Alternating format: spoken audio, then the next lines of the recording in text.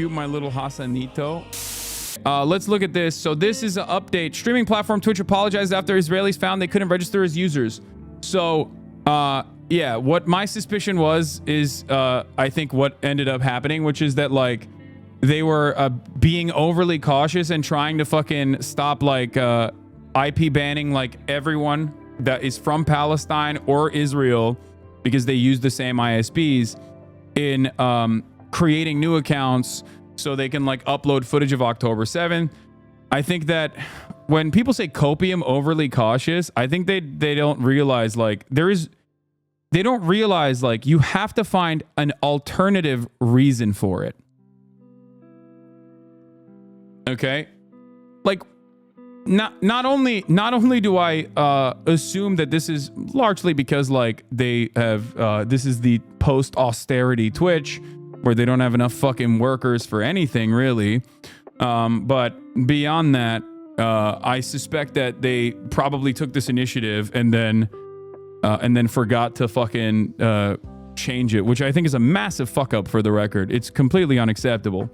I would never be an advocate for this, but we should think about the alternative reasons as to why they might have done such a thing and entertain them, specifically because of how fucking stupid it is to think of the alternative. Anyway, the popular video live streaming platform Twitch has been accused of anti-Semitism after Israeli users discovered they were unable to create new accounts. As revealed by Ron Barzik on his X profile, the company blocked users with Israeli internet addresses days without an official response, but eventually Twitch issued a lengthy apology on its X account, explaining its rationale and stating that the ban had been lifted. According to Twitch, the ban targeted the email verification process for creating an account. The company claimed it was part of an effort to prevent the uploading of violent content in response to the events of October 7 last year, when Hamas attacked a string of Israeli border communities, killing approximately 1,200 people, sparking the ongoing war. Twitch said the block was inadvertently left in place and was only lifted once the issue was brought to its attention, but many users took issue with the explanation, noting that the ban had appeared to be based on internet protocol addresses rather than email verification. It's unclear why the block persisted for months despite numerous complaints from Israeli users, or why it was imposed in the first place. Critics also question why similar restrictions weren't placed on users from other conflict zones such as Ukraine. This is not the only time that Twitch has faced accusations of anti-Semitism. Earlier this week, another controversy emerged at TwitchCon from the platform's annual convention. A viral clip from one of the panel's well-known streamers ranking other streamers on a scale of ranking ranging from Arab to Love Sabra, with the latter representing the lowest ranking. The Sabra hummus brand in the United States, a joint venture between PepsiCo and Israeli-based Strauss Group. Given that Sabra is also a common term for Israeli-born Jews, it's not, or at least, like, not. I didn't even fucking know that.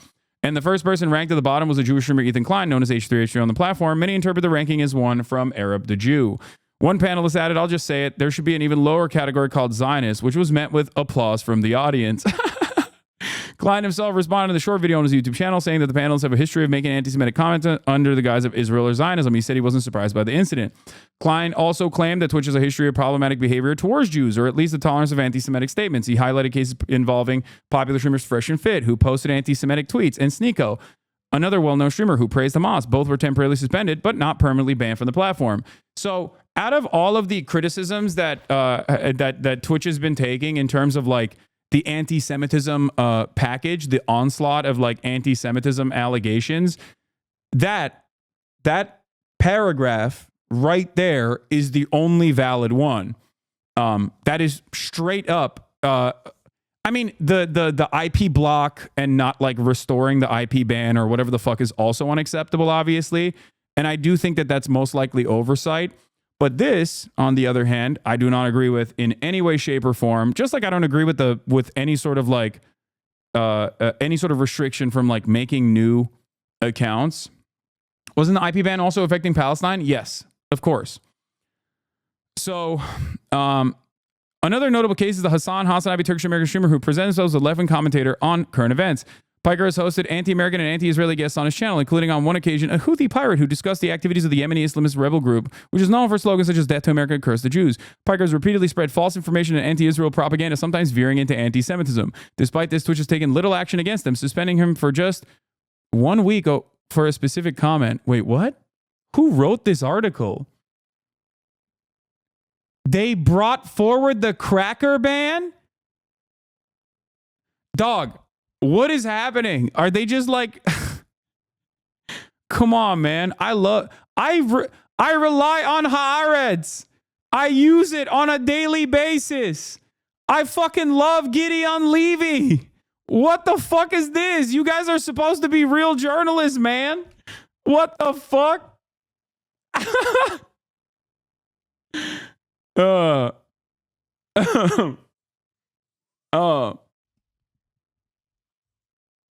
Come on, dog. So far, the platform has not responded to growing complaints from users accusing it of failing. I like that there's I like that they went, Piker has repeatedly spread false information and anti-Israel propaganda. Point to them. Can you point to the false information that I was spreading and anti-Israel propaganda? Now, this is, I think, worse than anything else because, like, this is a reputable paper. And I've said this before, as far as, like, Haaretz goes, like, obviously, there are fantastic writers on there, fantastic reporters on there, and then there's some fucking not so fantastic reporters on there. That is every fucking newspaper in general. It's interesting that they would, like, that this passes the smell test of, like, a decent report. I think it doesn't, right? Like, how is this, like, it's not even framed as an op-ed. It's just straight up, like, this is real news reporting.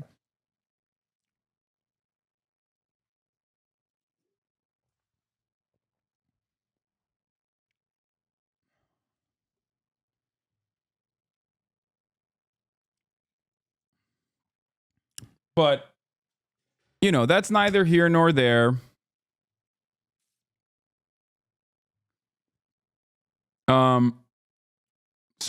So tired. Like, why are we focusing on ripping apart a Twitch streamer? I mean, I think that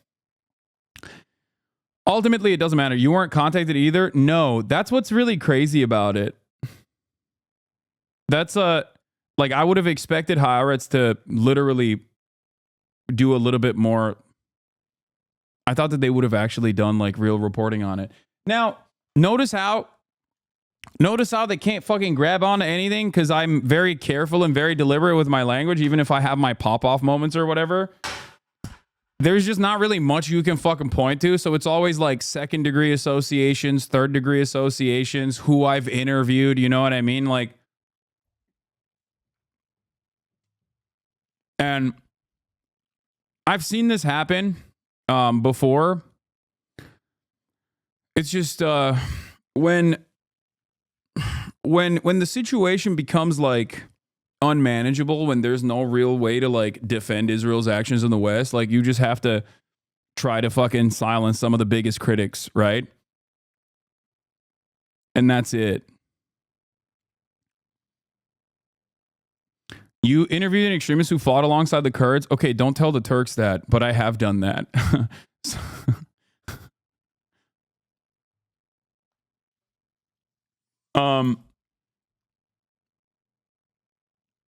I'm fed up with all the disingenuous allegations of anti-Semitism. Yeah.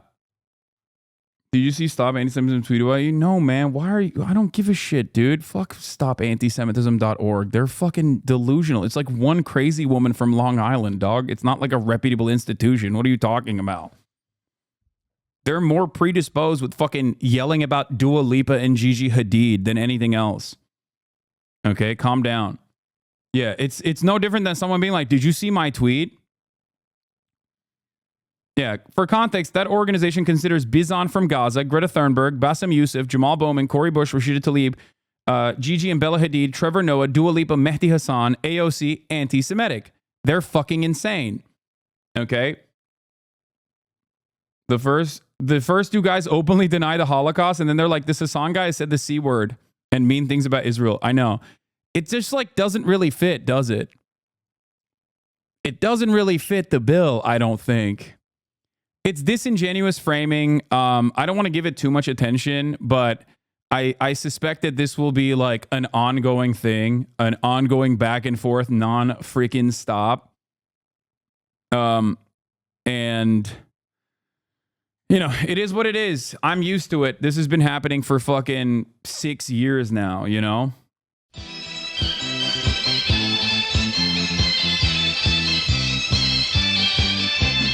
天上太陽，風呀風，風風你，前做太陽，是冇不都飛。